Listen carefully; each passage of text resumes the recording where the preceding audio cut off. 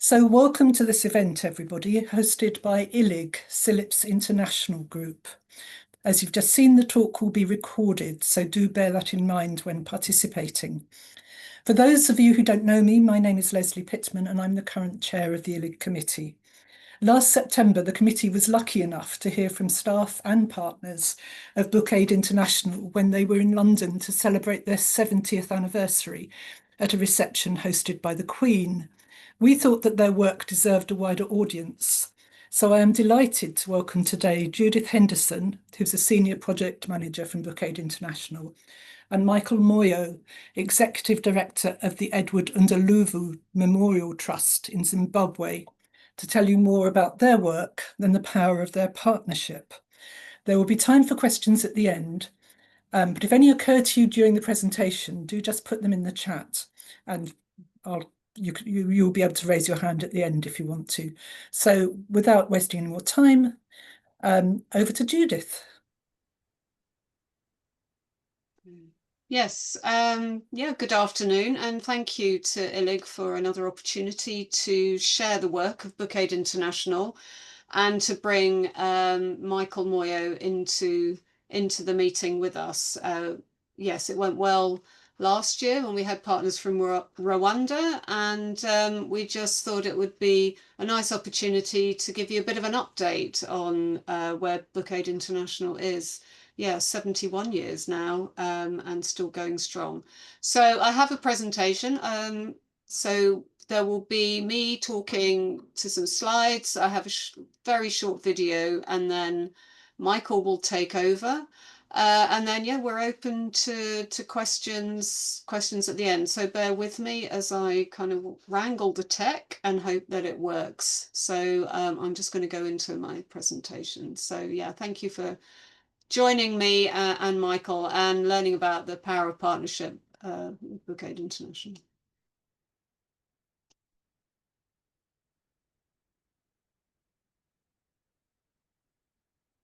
So here we are. The Power of Books is the name of our current strategy. This has been running since 2022. And next year, 2026, is the last year of a particular strategy that we've named Sharing the Power of Books. For those of you who don't know us particularly or don't know us very well, here we are and who we are. So we're Book Aid International. We're a UK-based book donation charity, and we share the power of books. And we're sharing that to help build a more equal future. We work with partners worldwide and provide each year over 1 million brand new books which support or establish libraries and communities where people would otherwise have few opportunities to read.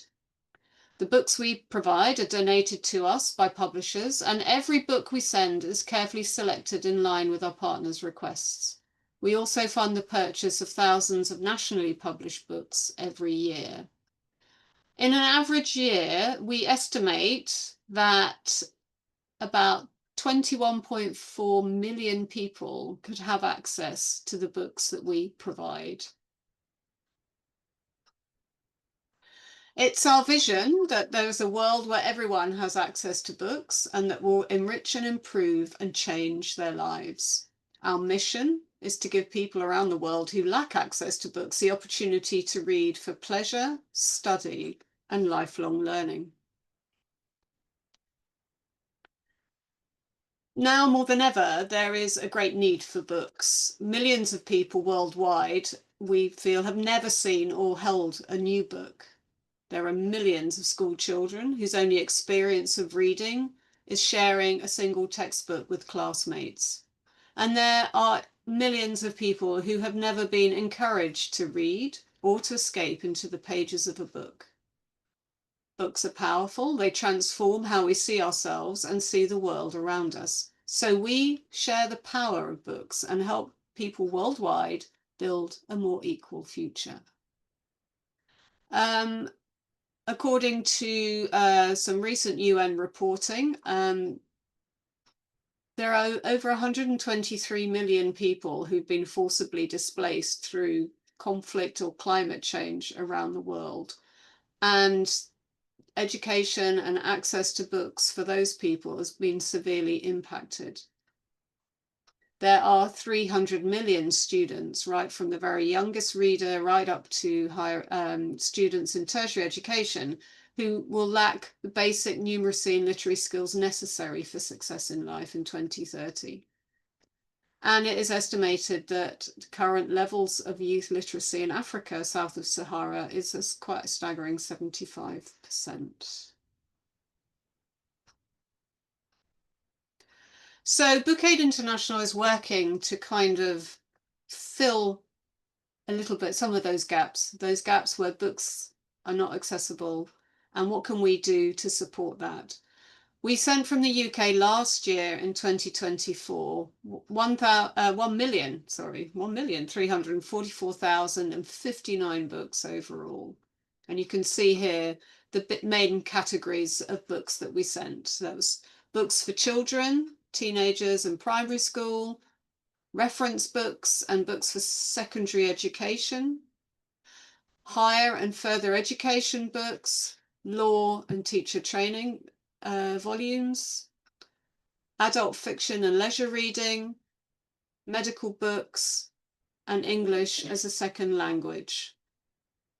Also to point out, and I'll come on to this a little bit later on, we also, through restricted project funding, make sure that we purchase books in countries where we're running projects, so that we're buying nationally published books and making those available to schools and students in the project areas. And we firmly believe that that's an integral part of the project work that we do. And last year we managed to fund the purchase of nearly 27,000 nationally published books.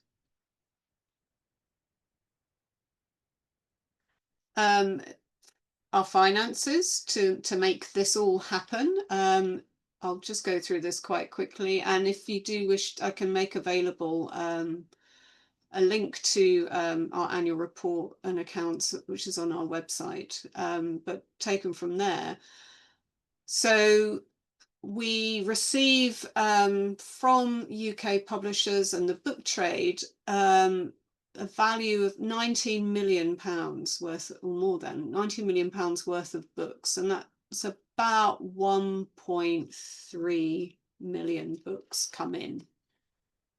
And we raise, by various activities, we raise additional cash income of 2.7 million. And that money comes from individual givers, it comes from people that give on a regular basis, it comes from individuals who give us one-off donations. We also get money from trusts and foundations, companies, corporate social responsibility programs. And we have other mean sources of income, such as our Christmas shop and things like that. And it should point out at this point that we don't get any government funding. We used to way back, maybe over 20 years ago, but that was stopped, and the organisation diversified quite successfully into raising income in other ways. So coming in and going out. So we sent just over 1.3 million books last year, and the value of those books was about 18 million. As you can see, we spent on all our activities, which is book provision, raising our funds, and our restricted projects. We spent about 2.6 million. And as I said, if you wish to see further or more detailed information about the finances and how that's all broken down, that is available on our annual report. So how do we work? So we get the books in, we get the money in. I just want to update people who might know us, and for those of you who don't know us, how we operate. We do have, like a lot of charities, we have what we call a theory of change, and that is the kind underpins the work we do. And looking at if we go from right to left, as you do with a theory of change. It's like, what are we trying to do? We're trying to achieve our vision, which is a world where everyone has access to books that will enrich, improve, and change their lives. And we do that through collaboration, and that's part of what we're talking about today, our partnership. We work in partnership to establish vibrant spaces where people and readers can access books. We engage and support engagement with reading. And so we're particular focus in this strategic period is around for people who are living in marginalized communities, where they may not have access to a library or to a school with a library or to any other space where there might be books. And we've been working with our partners to try again and bring books to those communities. Equitable access, so yes, marginalized communities, but also other people who are facing barriers to reading and learning. So that's people with disability, women and girls, and people displaced by conflict, climate change, all sorts of other factors that impact people's access to reading.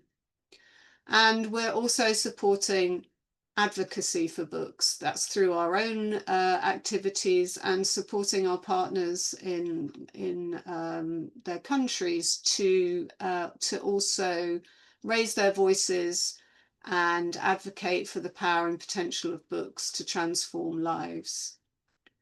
And the way we do that is by donating our brand new books that have been donated by the UK publishers. And we work solely through partners in 23 countries at the moment.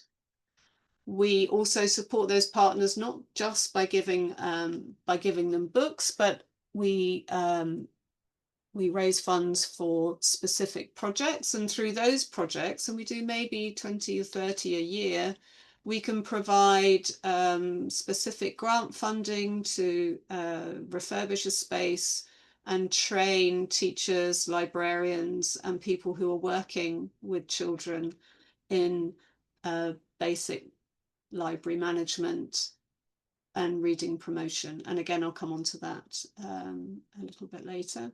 And as I said before, we're advocating for access to books for all. Again, all of this I think is available online if you want to read further. So yes, our four main activities would be, or pillars of our activity, it's collaboration, equitable access, engagement, and support for books. And partnership is at the heart of what we do. We're driven by dynamic partnerships with people who are leading and working in organisations who believe, as we do, in the power of books to create a more equal future. By working in partnership, supporting our partners, excuse the typo there, and through books we donate, enabling our partners to do more, and we can create and sustain change for those people who need books the most. What does it mean, working in partnership? We work with publishers. That's our first key partner. We work with 83 publishers over in 2024, donated those 1.3 million books to us. And around this circle are the top 10 publishers who, for those of you in the UK, there'll be familiar names. They are in no particular order in my circle, but they have been very generous with the books they've donated and the other support that they have given to us. So I think there was a record year in 2024 with 83 people, publishers, companies, and players in the book trade providing books. So they donated, yes, 1,352,001 books, 83 of them, £19.3 million worth value of the donated books, as I said. And also we received about £119,000 in financial donations from publishers. And that was a result of direct donations to run projects. It was donations from fundraising. So staff do have fundraising days. It was from other income generating activities that publishers and booksellers did on our behalf. So very generous support there from the UK publishing industry. They also came to our Camberwell warehouse to support not just with the money and the books, but with volunteering, and we had many volunteers come to help pack the books from the warehouse for particular partners, particular shipments and particular projects. And we're very delighted to have people come and support us in that way. It creates a lot of people enjoy it. It's very hands-on, and we get a lot of great feedback from volunteers who've come and spent time with us. And yes, I think there were a group from Hachette UK came last year, and their direct communications director was very positive about the experience and about the relationship that it creates between the publishers and Book Aid International.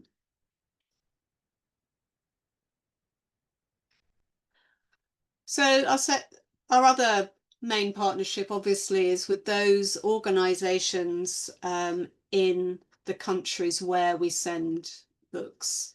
Last year we sent that 1.3 million books to 194 different partners in 23 countries. They're made up of national library services. For example, in Kenya, Malawi, Ghana, Sierra Leone, there are national library services with networks of libraries all over their countries. And we've worked with many of them for many years, where we've provided shipments each year, and they then will distribute the books that we provide around their branches and also to their own partners and their own networks in country. So it could be schools who request books from them. It could be small grassroots NGOs who are doing vital literacy and reading work. There are also community libraries which are set up and run by members of a village or a town where there is no national library, but they have seen the importance of having a space where children can come and read, or students can come and study, or local professionals can come and read some of the latest books that would help them in their work. We also have community-based organisations, so that might not necessarily be running a library, but they may be working with schools or with children in particular circumstances where they also need access to books. And we're seeing a lot of requests now from this type of organisation. We also provide books to universities and higher education institutions, hospitals and medical health training, institutions, national NGOs who are kind of maybe run out of the capital but have offices and activities all around the country, and international NGOs. So familiar names perhaps to you, such as Street Child International, who have country programs, and we support those kinds of partners as well. And last year again was a record 23 countries in, I'll show you a map later, mainly in Africa, but also in the Middle East, some in Asia, and and Europe as well. So here, yes, you can see this is not necessarily everywhere where we sent books last year, but it shows where we have over the last nearly 10 years now provided books, as I say, beyond sub-Saharan Africa into places where books are needed, and we can respond to need, whether it's over in St. Vincent and the Grenadine. There was a big volcanic eruption a few years ago, which totally destroyed libraries and schools, and we were able to respond by sending a big shipment of books to them, and it transformed what they were able to do post reconstruction following the volcanic eruption. We've also responded to hurricane damage in other Caribbean islands as well. Over in Europe, we have, in the last few years, we've been supporting libraries in Ukraine. Maybe some of you are familiar with the very active network of librarians in Ukraine who've been really trying to look after and manage their heritage and their resource. And so we've done a couple of projects there. Greece, where there are many small refugee camps for people who have come across from mainland Africa. And we've been supporting organizations that have set up community libraries and education programs for children. And again, right into the heart of the Middle East conflict, we've been able to get books to Palestine, to Lebanon, Syria and Iraq, with some very resourceful and important partners there, and a few small donations over to India, Nepal and Bhutan.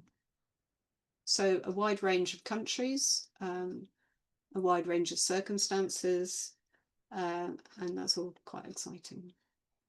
And so the types of libraries, it's schools, it's universities, hospitals, prisons, and refugee camps in those countries. So we like to support partners where we share a mission and a vision. We get very many requests every month from people wanting books. So obviously we have countries where we definitely do work, and we are looking at supporting communities that are disadvantaged or marginalized, where there's been conflict, climate change, or a climatic event, a natural or a man-made disaster, but also libraries and schools that are just continuing to try and provide an education and lifelong learning to their communities, not just where there's been a specific incident. So it's just day-to-day community libraries and organizations that are working towards the Sustainable Development Goals, which I hope that most of you or many of you are familiar with, but we focus on 2, which is quality education, that's SDG 4, and good health, SDG 3. So that's what the kinds of organizations that we try and support where we can. And we like our the organizations we work with, typically to be not-for-profit. There's a need and a demonstrated need for books in their programs. They have very limited or no budget to buy books themselves. They can keep books safe but also accessible, and that there is somebody designated to look after the books and make them available to readers. And this is myself a long time ago, as you can see, with our partner in Cameroon, signing a partnership agreement. So we will typically sign an agreement for 1 or 3 years with people who apply to us for books. so that we're either offering a one-off donation or we're continuing the relationship over a number of years, and those partnerships get reviewed. They get reviewed on a regular basis and continued where possible. So through those partners in 2024, so that was 194 partners in 23 countries. According to the data we got back from, I think maybe 60 or 70% of the partners, we've estimated that books went to over 771 public and community libraries. Refugee settings, so that's 37 camps, refugee settlement areas, and not just in the Middle East, for example, but definitely in Africa. A number of countries have high numbers of refugees, particularly Uganda, Kenya, and there are places also right across the continent where people are on the move and displaced. 300 higher education, further education, libraries, prison libraries. We work closely with either through our national library partners or directly with organisations working in prisons who have active education programs. Medical settings, and by that we mean it's could be a hospital, a clinic, or it could be a training institution where students are studying nursing, midwifery, or any other allied health profession. So 475 medical settings and over 2,000 schools, and that's right from preschools or nursery schools, primary schools, and secondary schools. And from that, we extrapolate and estimate that there may be 19 million people in these institutions, and the others that are not reported, but we know we've sent books to places, have access to our books on a regular basis. So how does it happen? So we've got the books, we've got the partners and the places, and we know they get there. So I just wanted to take you through very briefly how it works, how Book Aid International works at the moment. So the books come in to our warehouse and they're logged. We have an bespoke inventory system. They're put on the shelves, and then they're ready for the team to start making the selections for each partner. And this is our brand new warehouse in Swindon. We recently moved here. So for many years, maybe 40 years, we were operating out of a warehouse and office space in Camberwell in southeast London. We have now moved to a new site, certainly the warehouse in Swindon, where we've got much more capacity, with an ambition to send far more than 1.3 million books over the next, over the future. So we've got 2 conjoined warehouses which have been fitted out with a lot of new equipment and machinery and a whole new team working there.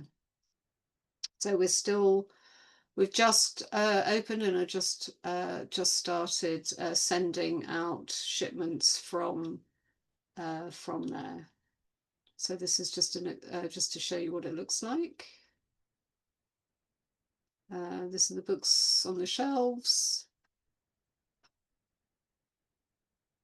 all ready to go.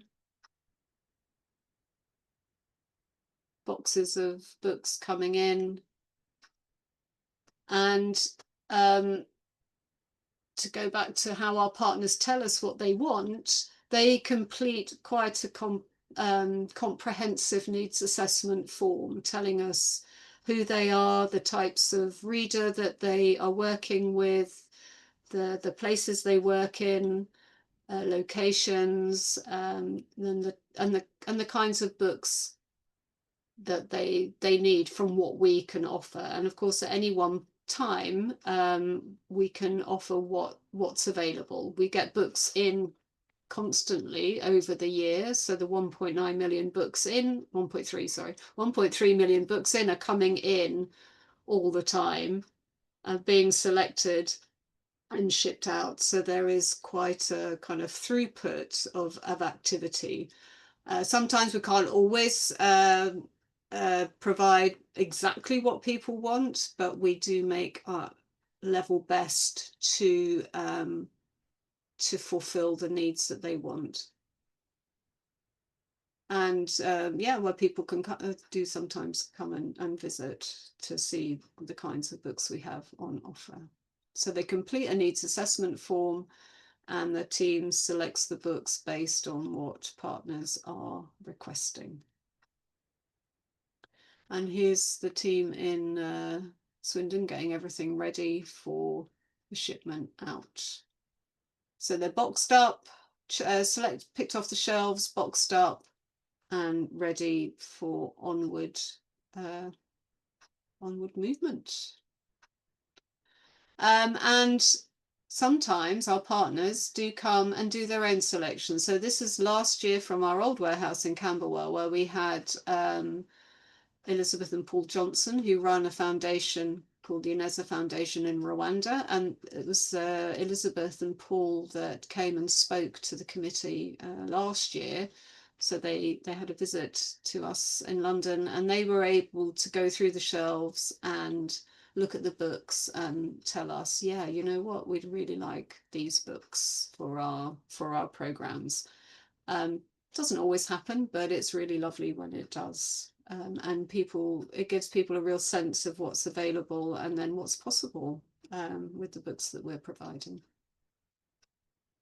And then, yes, put on container ships, and off they go around the world to get the books to where they're needed. So obviously we have a few programs over in West Africa. Those don't take so long. I think maybe it takes 6 weeks to ship from the UK to West Africa, and a little bit longer to get round to the other side, to East and Southern Africa. We were impacted by activities in the Red Sea recently, so that has meant that a lot of shipments have been taking a lot longer to get through and round to places like to Tanzania, and to Beira and Durban, and Mombasa, which are the main ports in Africa where books are offloaded and then trucked in by lorry inland to countries like Zambia and Malawi and Zimbabwe. So you can imagine it just takes quite some time to get there. To our other countries, there are many routes for books to get to places like Ukraine. They go overland by truck across Europe, to India and Bhutan. Not entirely sure, but it's probably by boat for some time, and then onwards from port. And into the Middle East as well. There are lots of complicated ways that I am really, it's not something I've been involved with hugely, but the books do get there and are well received. So it is quite incredible how we manage to get books from our warehouse right around the world to where people need them. So in terms of what we provide, logistically for partners, we cover the cost of shipping a container to a country, whether it's directly to the port and then from the port onwards by truck to their headquarters or their main office. We have what we call a consignee partner or distribution partner, who's a designated organisation that's able to clear a shipment through customs. And that's quite important to have an organisation that's able to do that. Quite often it's a government organisation. They are often best placed to be able to clear books easily, to reduce, they have tax exemptions sometimes not, that does change, but they have systems and processes in place that make it quite straightforward to get the container from the port to their headquarters, and then to distribute the books onwards to either to people we've designated or to their own networks. And people are charged. So for example, we sent a shipment to Kenya and we had 4 Kenyan organizations, little NGOs, who we've decided we're providing 10 boxes of books to. Then the Kenya consignee distribution partner will charge them a very small amount of money to cover those clearance costs. And it's usually per box, and it's based on what it costs. And it is usually a small token amount that people pay. And then they can come from all over their country, so from all over Kenya or Ghana, and they come and pick up their books, their boxes of books, and take them to their own locations. And this is what it looks like. This is in Zambia, so this is the container, a 40-foot, I do believe, container that's arrived and is full. And needs to be offloaded. So there's always a whole team of people when the truck arrives who are mobilized to get the books off the container and into the kind of distribution space. Some partners somehow manage to work magic with very small spaces, and others have large, well, not necessarily warehouses, but have large spaces where they're able to store the books, reorganize them for onward distribution. Sometimes, yes, there's always pairs of hands and shoulders available to carry the books when they've been received, and always with big smiles.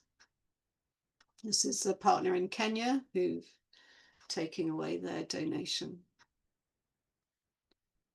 And so this is when you receive your donation, this is a group of librarians in Ukraine opening up their donation, surrounded by books. And I think those of us who love and appreciate books can just feel that excitement that you have when you get all these boxes of books and you open it up and you can just see what's in there.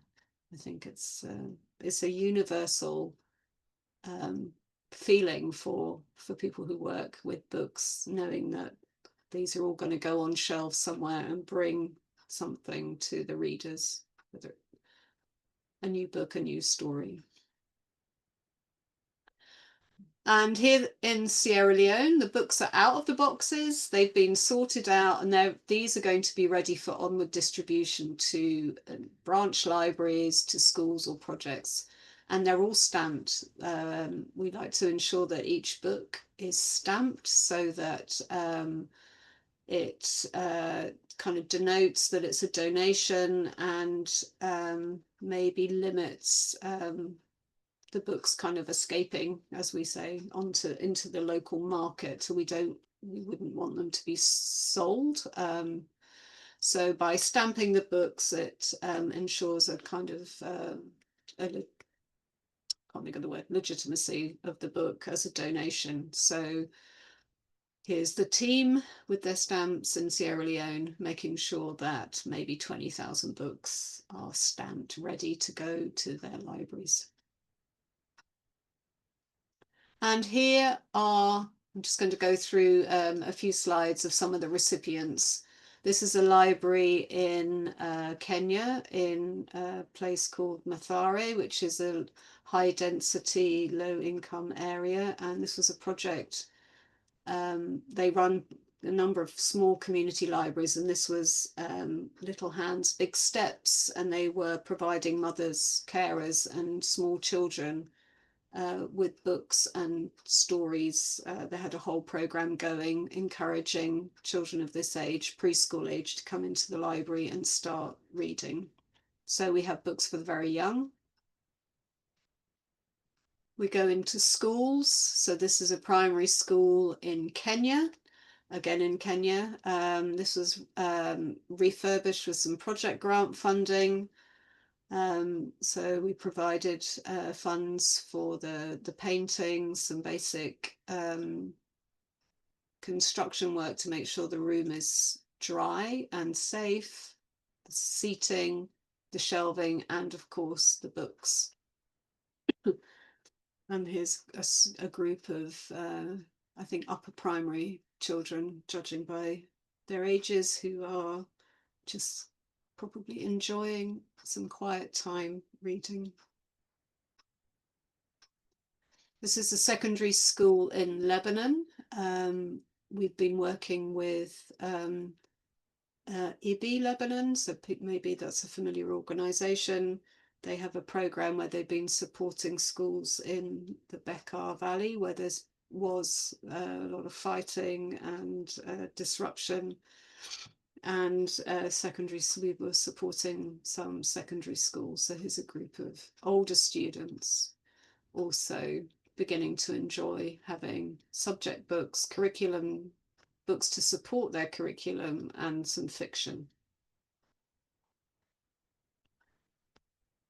This library is in Malawi, in a refugee camp. There are a number of places in Malawi where people end up, they fled their own country, and organisations are providing books for the young people in the camp. So there's definitely books for children, and this young man is working towards some his secondary qualifications, so he was very keen on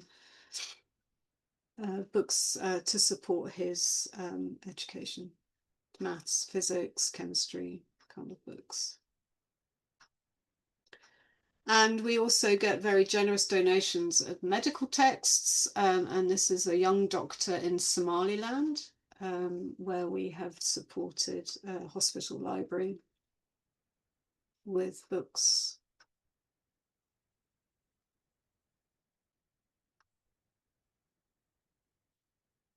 We also support prison education, and this is a man who is training to be a paralegal. He's in prison, but the organisation that we donated the books to runs a kind of legal education programme for prisoners, where they can learn law, they study law, and their studies quite often lead to their own release, where they've been able to research and provide evidence for their own cases, and also they support their fellow inmates with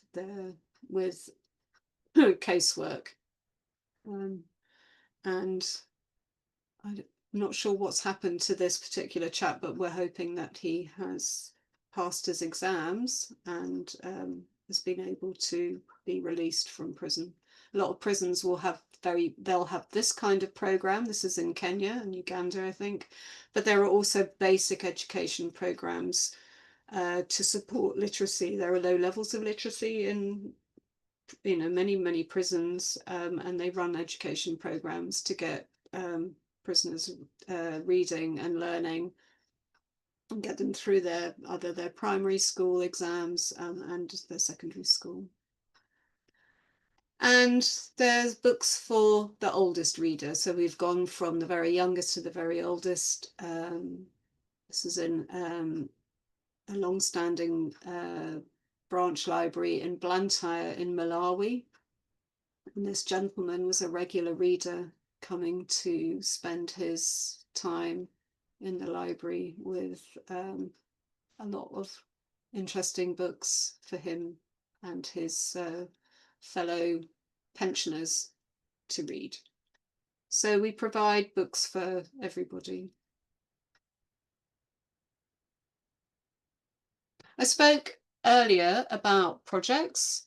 So we, I'm so aware of time, we provide funding for, we fundraise for specific projects where we will do a focused intervention. So it's not just book donation.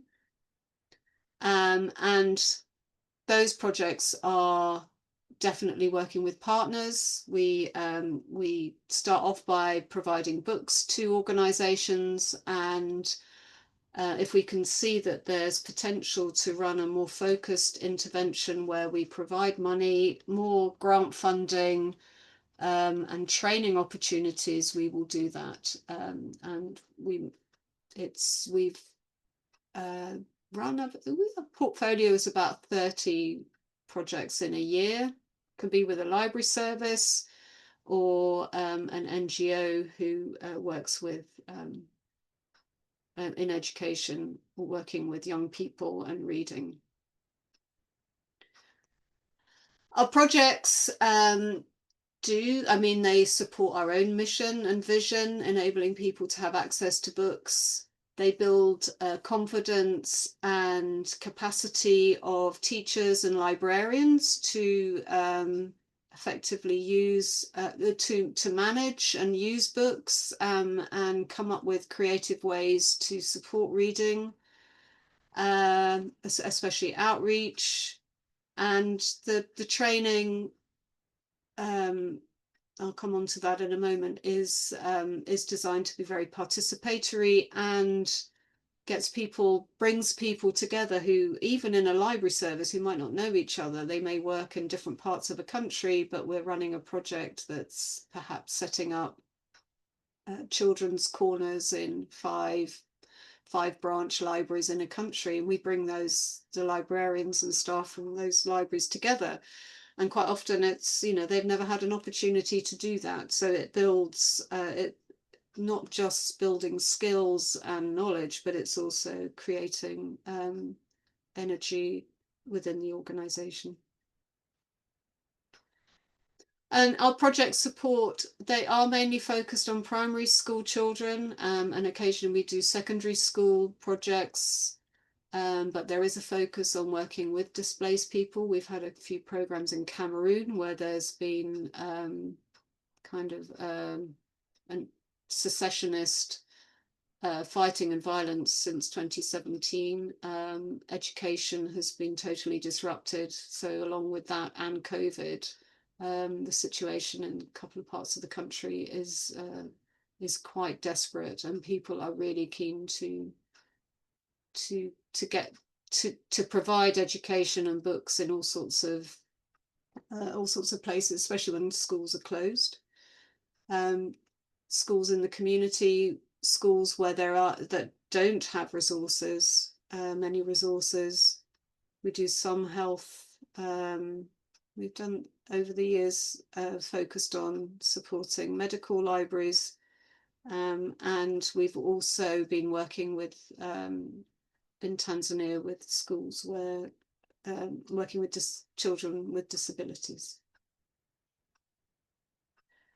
So very quickly, I'm again aware of time. We get money from various sources. We use that money to provide the books, and also the purchase of nationally published books, knowing that books in a local language and with a local context are really valued and needed and wanted. So we always make allowance for that. We provide training. We can refurbish a space, and that can be a whole room, a whole classroom. It could be just provision of shelves for the back of a classroom. It could be a book box. There's always a community launch to kind of engage the school community and the wider community in what we've been doing and what the partners have been doing, what's happening in the school, to ensure some kind of sustainability and access. And then we will do a more thorough evaluation and reporting on a project. Just quickly go through training. It's a large part of our programs. This is one of my colleagues training in Ghana. So we used to do a lot of this face-to-face training where our team based in Africa and in the UK would go and do the training. But more and more we are training our partners and they are able, and Michael will talk more about this, they are able to go and train themselves, do the training with support from us, but not us in the room. And here is one of our partners in Sierra Leone. So, and they're able to provide training and electricity and a slideshow in surprising places and get, this is a school in Sierra Leone, and our trainer here is working with the school library, school teachers to run a small school library. Training is always, we like to think, is participatory and fun, and it gets people to, you know, really engaged with the books, what the books, how they can use the books, and how to kind of meld using books from the UK with their own books for their own curriculum and own writers, and just being able to offer students a wide variety of books to read. And I was going to now, excuse me if I've got time, I've got a very short video I wanted to share. So I'm just going to go off this screen and jump onto another one. So bear with me while I try and make that work. Okay. Oh, got quite a few more people online. That's nice to see.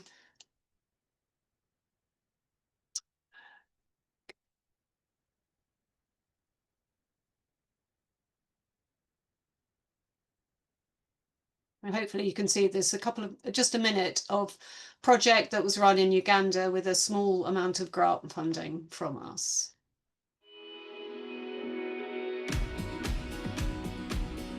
The mountain bike library is a mobile library of moving books to far places. It was a challenge for people to come into the library, so we are thinking about the cheapest and easiest way to access them.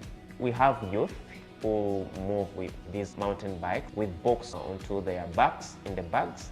We ride the range of 10 to 15 kilometers because some communities are very deep and they're very far. I distribute the books to the different families and we let these people to choose those books that they love. Abaana bakucha batandika obaleetera obutabo ne badduka nga bayayaanira kuba bamanyi nti babaleetedde kye basinga okwagala. Abantu bayizeemu okusoma, okuwandiika, okusipeeringa, bo batyo n'okumanya ebifa mu nsi obutabeera ddaalo. Ekisinga okunyumira ng'ebitabo bintuuseeko ewaka kubanga basitambudde distance empanvu. I like reading for them books so that they can understand that the world is big. I want them to discover very many different things.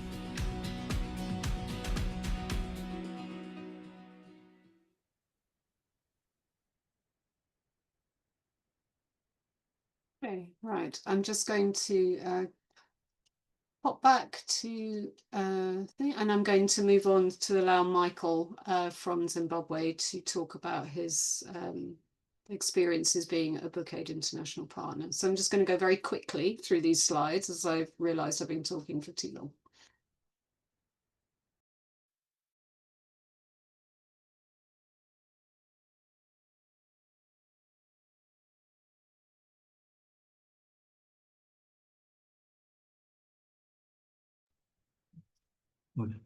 Thank you, Judith, for giving me the floor.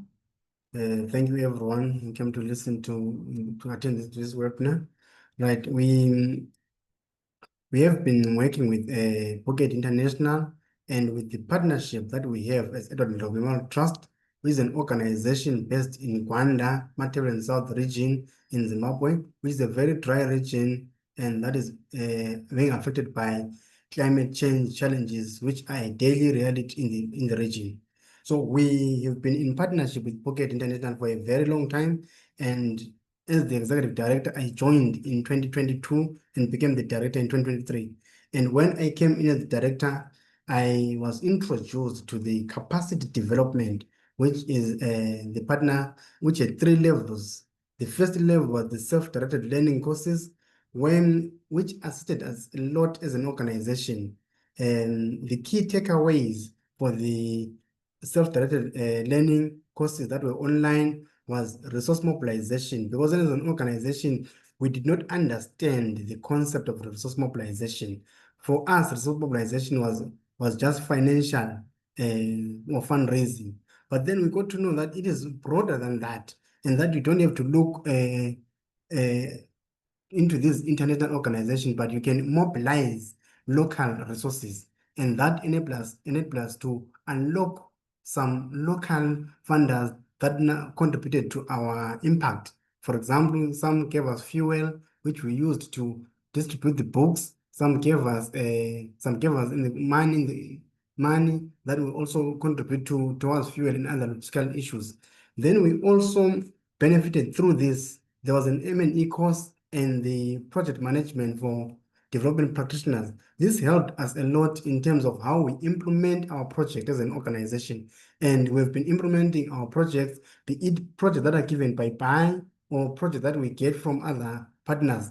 But through these courses now, we are very confident in project implementation. We're very confident in monitoring and evaluation so that we see where we are coming from and where we are going. So that was the first level of capacity development, which we got from Phuket International. Then the second level of the capacity development was the online training that we received in Nairobi from Phuket International. We were trained in Nairobi. So now we are very confident trainers of trainers. When we're given projects, we can go to those institutions, to the schools. We train teacher librarians, we give them basic library management, and we are now confident. We train and certify them because we were trained in Nairobi, and this increased our confidence levels. Then the key takeaways for the face-to-face was that one, we met with other partners which are being funded by Phuket International, and now we network with them, we assist, we share ideas, so because now we know each other. And this was also an opportunity for us to meet the program staff from Phuket International, which strengthened the relationship that we have as an organization with Phuket International. Then can you move on, Judith, to the next?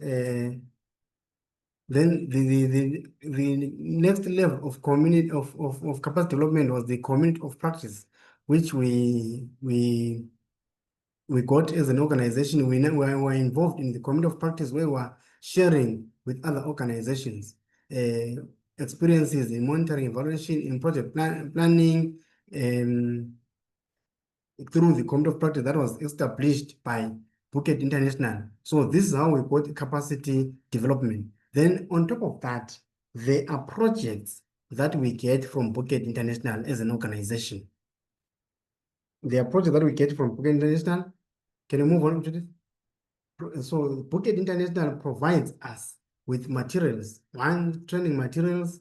When we go to train a certain project, whether it's supposed to go Children's Corner, they give us the training materials. Then they also provide us with M&E tools, which now capacitate us to conduct M&E. Then reporting templates, and this is another hidden form of capacity development by BAI, when they provide us with all these training materials. Then move on to book donation. Next slide. Thank you. Right, so these are the books that we received. Every year we receive a consignment from Phuket International, and the consignment that we receive with other organizations in Zimbabwe, but what we receive as Edward Ndlovu Memorial Trust is estimated at the value of 50,000. So in our budget as an organization, we budget for donation in kind that we receive from Phuket International at the cost of 50,000, and this again helps us a lot. It relieves our budget because we are an organization, we're a library. So all the books that we have are brand new books that are donated by Phuket International, and they are relevant books. Next slide.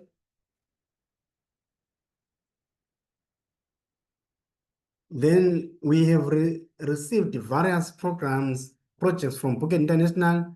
We have 5 community reading initiatives as NML, and just to point maybe 2 of them, which is a change story for us. There was the design reading initiative that we got from Phuket International, which was a collaboration with Zimbabwe National Family Planning Council. So this was in another district that we're not operating in. So due to this, another collaboration was born. Out of this community reading initiative, we formed a collaboration with Zimbabwe National Family Planning Council, where we are now collaborating in implementing some programs. Then this also became an entry point for us to go into Beybridge. All this was made possible through the partnership that we got from Phuket International.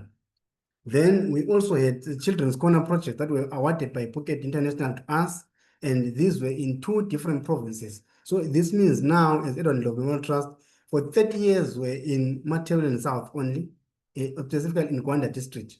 But through this partnership, we're now in Beybridge. And through this partnership, we're now in 2 more additional provinces, which is now increasing the geographic footprint of our organization. Then on top of this, we've got other projects like Pioneer Program, where we are servicing underprivileged schools, particularly those that are in resettlement areas or those that were in people that were resettled under the Zimbabwe Land Reform Program. So they are under-resourced. They don't have books. So through the Pioneer Program, we managed to service those schools. And currently, we are in 43 schools with that Pioneer Program. Then we have Inspiring Readers Program and the Book Box Program, which is our outreach program that help us to take books to the community, to the rural communities. So through this book box program, we have 300 books which go into schools eternally, rotating 3 times a year, different books that are rotated into these schools 3 times per year. And through this program now, we also reach out to communities. So the school becomes a micro library. The community members come to the school for borrowing books, so they now access books through this book box program. And this is increasing our relevancy and our impact in the communities. Next slide. Next slide, Judith. Right, so Book Aid also supports us with international celebration interest grants. So every year we receive a grant, and we know that we join the whole world in the commemoration of International Literacy Day. So this fund is almost guaranteed that it comes from Phuket International in a monetary form. So this was an International Literacy Day that we celebrated this year, and you can see people selecting books there, and every person that attended this event walked away with a book of his choice that they selected from the books that we have from Phuket International. Next slide.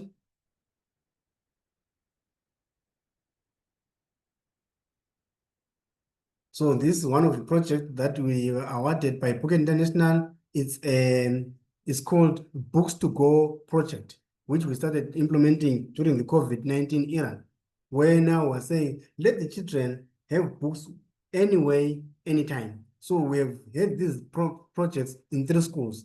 And out of this project now, we are intending to make these 3 schools hub libraries, where other rural schools will come and get books from these schools, because it was a very big project, and we saw that it has the capacity for us to develop these 3 schools into our hub libraries as Edward Ndlovu Memorial Trust. So again, through this partnership, we are now seeing growth and leveraging towards our establishment of hub libraries that we have long intended to establish in rural areas.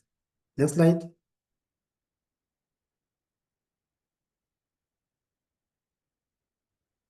Next slide. So this is the book box program. So these boxes target the underprivileged schools, underprivileged children in rural areas. So these boxes, they contain 300 books that are donated, that are circulated 3 times a year per school. So as you can see, it's written Kaje. That box belongs to a primary school, and in the course of the year, it will never return to Kaje once it goes on a certain term. So we make sure that there's a rotational matrix that we use, so that so that different books are received and children experience different books in those schools. So that's the book box program. It's all made possible through the partnership that we have with Book Aid International. Next slide.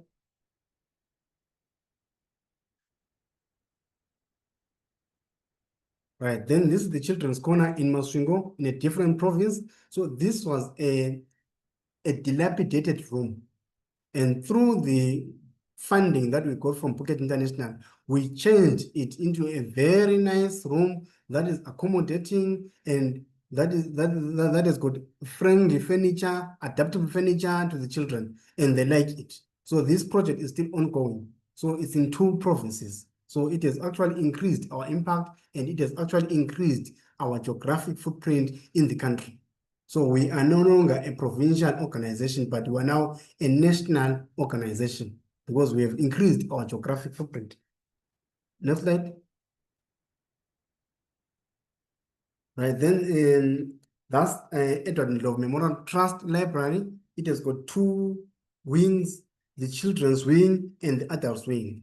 In the children's wing, again, there's a children's corner that was established, which was also funded by Book Aid International, and we have over 15,000 children's books in our children's wing. Then in our senior adults wing, we have more than 45,000 books, which have been accessioned in the library. And I was looking for a book for my studies, and I was planning to import it. And when I joined Edward Ndlovu, I found the book in the adult section, and that was very helpful to my studies. Then, as Edward Ndlovu Memorial Trust, we are also a consignee of Book Aid International in Zimbabwe.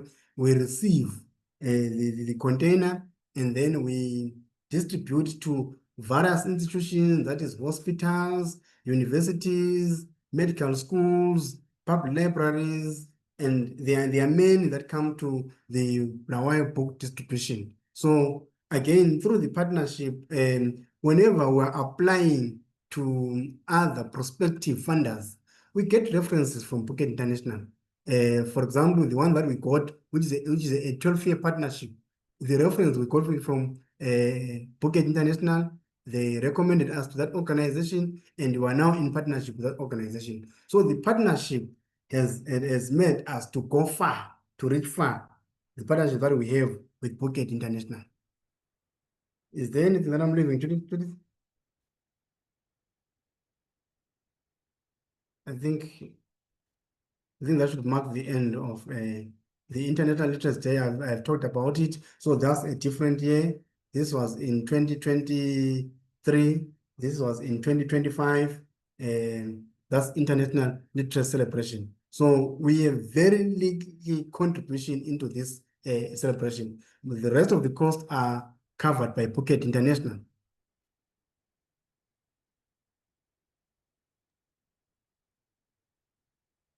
Next slide, if there isn't.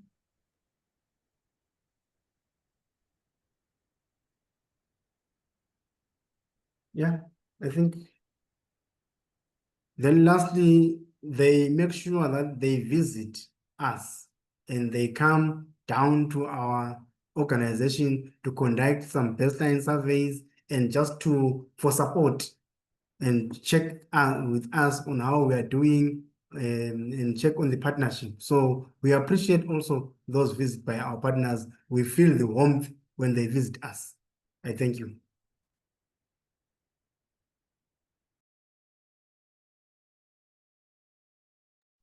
Thank you very much. Thank you so much to Judith for showing us the extraordinary breadth and range of Book Aid International's work, and to Michael for showing us the really impressive impact on the ground. Now, I know we have overrun somewhat. Yes, so if anyone apologies. needs to, that's all right. I mean, it's so interesting to see what you do, and people have stayed. So if anyone needs to leave, please do so. But I was hoping you might have time for just a couple of questions, as there are questions in the chat. Yes, I'm just looking at that. Books in Pakistan, not at the moment. We do these kind of small one-off donations to some countries, but I'm sure in the future it would be a country that we are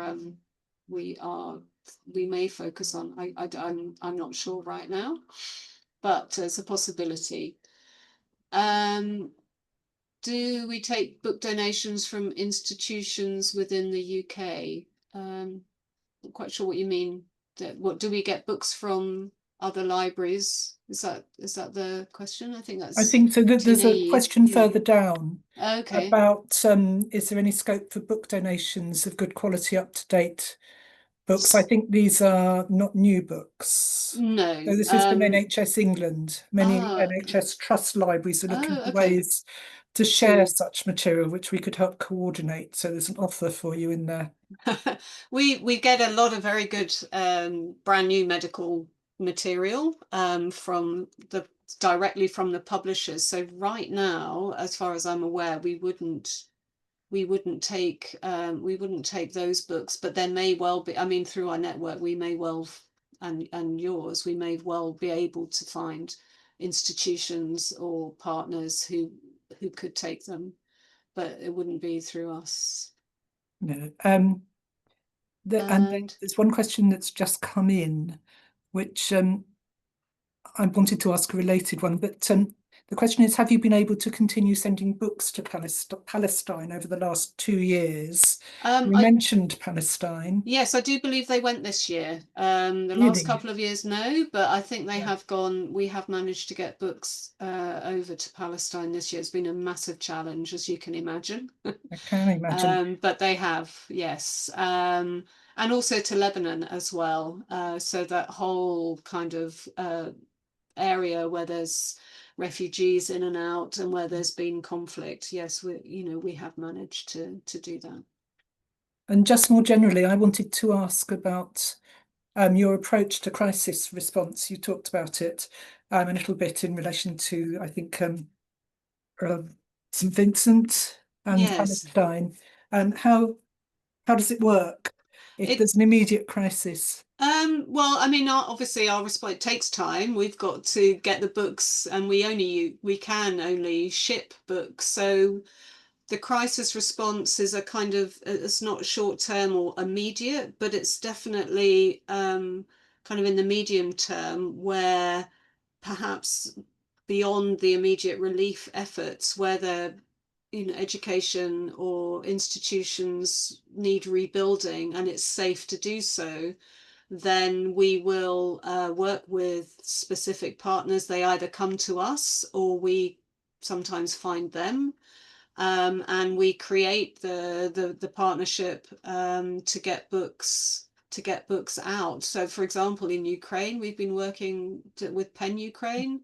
They've got a whole program on supporting the kind of getting so they've lost so many physical libraries, their buildings, as much as books. So yes, we're providing books in English, but it's supporting reading and immediate education in those circumstances. So when we say crisis, yes, where we can, we respond. And so our response may be, it could be 12 months later by the time books have been selected and shipped out, but it's still, they're still there. Yeah. And then one, I think, will have to be the final question. Sure? Do you also donate or provide access to ebooks and audiobooks? We have done. So audiobooks, no, not yet. I'm not sure if that would be on, we're very much focused on print, but we have had projects over the years where we've provided Kindles to public libraries with specially curated libraries of ebooks. So that was through, we did a number of projects with an American organization called World Reader. They were providing ebooks on Kindle, and they were our kind of digital provider. And then we did training with librarians. We did it in Zimbabwe as well, actually. We worked with about five libraries in the Bulawayo area. And World Reader have now moved solely to an app-based approach. So they have an app which is accessible, which you can sign up for, and you can get access to ebooks. Yeah, we've It's not our main focus. We understand it's important. It is important to have access to digital resources, but it's we're still very much firmly in the print world. That and those books are they're the gateway. They're the gateway to ebooks, maybe. So yeah, that's where we are with that. I don't know about Michael. In I'm sure ENML has maybe some computers or access to the internet. That's what people seem to want. Yeah. So that's from me. Yeah. Michael, do you want to add anything to that?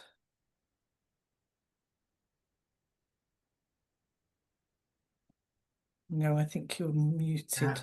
Yeah, as for the ebooks, we are still in the print because we work mainly with the rural schools and they are underprivileged. So that's our target area, of which if we moved into the digital space, it will be widening the gap of inequality between the rural and the urban. So we are still in the digital era because the communities that we serve are underprivileged and there's no internet connectivity in those areas. That makes perfect sense. Thank you. I think we should probably stop there. Sure. So thank you so much to Judith and to Michael for such an interesting presentation. Thank you to Haida for organising it for us, and to all of you for attending. So if you express your appreciation, as I can see lots of applause coming up. We will make the recording available on our YouTube channel in due course. So do look out for that. And yeah, for details of any future ILIG events, do keep an eye on our social media channels or sign up to our mailing list. Thank you very much to everybody for attending, and we will see you next time. Okay. Thank you very much. Yeah, and thanks for the opportunity to talk about our work more widely. Much appreciated. No, it's been great. Thank you, Judith and Michael. All right. Bye. Bye, everyone. Bye. Bye.